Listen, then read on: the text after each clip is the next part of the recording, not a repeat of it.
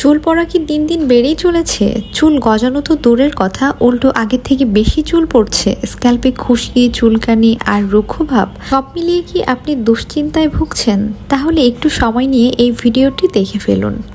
আজ আমি আপনাদের সাথে আপনাদের কিচেনে থাকা 3টি উপকরণ দিয়ে এই হেয়ার অয়েলটি বানিয়ে দেখাবো। তাহলে চলুন দেখে আসা যাক আমি এই অয়েলটি কিভাবে বানিয়ে নিচ্ছি। প্রথমে একটি পাত্রে আমার পরিমাণ মতো আমি কিছুটা পরিমাণ অলিভ অয়েল দিয়ে নিচ্ছি। এরপর চুলাটাকে অন করে সব উপকরণগুলো একে একে দিয়ে নিচ্ছি। প্রথমে আমি এখানে রসুন কুচি, লবঙ্গ দিয়েছি 3টা এবং তেজপাতা কুচি করে দিয়ে নিচ্ছি। এরপর এই সব উপকরণগুলো চুলাটাকে আমি লো আঁচে রেখে ধীরে ধীরে জাল করে নেব।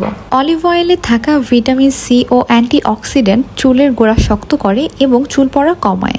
রসুনে রয়েছে সালফার, সেলেনিয়াম ও অ্যান্টিব্যাকটেরিয়াল উপাদান, যা চুলের গোড়ায় রক্ত সঞ্চালন বাড়ায় এবং চুল পড়া দ্রুত বন্ধ করে। এছাড়াও এটি নতুন চুল গজাতে অনেক সাহায্য করে এবং স্ক্যাল্পের ফাঙ্গাল ইনফেকশনও দূর করে থাকে। লবঙ্গতে থাকা অ্যান্টি ফাঙ্গাল ও অ্যান্টিঅক্সিডেন্ট উপাদান মাথার ত্বকের উপর জমে থাকা ডেড সেল দূর করে। এটি স্ক্যাল্প পরিষ্কার রাখে এবং অতিরিক্ত শুষ্কতা কমিয়ে দেয়, ফলে খুশকি হওয়ার প্রবণতা একেবারেই কমে যায়। তেজপাতা চুল পড়া কমিয়ে চুলের গোড়া মজবুত করে, নতুন চুল গজাতে সাহায্য করে এবং চুল দ্রুত লম্বা হতে সাহায্য করে। এছাড়াও তেজপাতার গুণাগুণের কথা বলে শেষ করা যাবে না। কথা বলতে বলতে আমার তেলটাও জাল করা হয়ে গিয়েছে।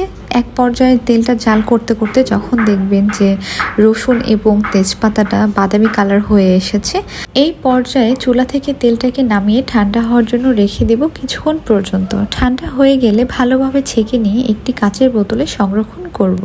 এই তেলটি আমি চুলে অ্যাপ্লাই করার পর সারা রাত রেখে দিই এবং সকালে শ্যাম্পু দিয়ে ভালো করে ওয়াশ করে ফেলি। এছাড়াও এই তেলটি আমি সপ্তাহে 2 বার ব্যবহার করি। এতে আমার চুল পড়া বন্ধ হয়েছে মাত্র 15 দিনে। আর আপনারা দেরি না করে আজই আপনার বাসায় এই তেলটি বানিয়ে ফেলুন এবং আপনাদের হেয়ারে অ্যাপ্লাই করুন। আর আমাকে অবশ্যই জানাবেন এটা থেকে আপনারা কি কি উপকার পেলেন। আজ এই পর্যন্তই। সবাই ভালো থাকবেন, সুস্থ থাকবেন। আল্লাহ হাফেজ।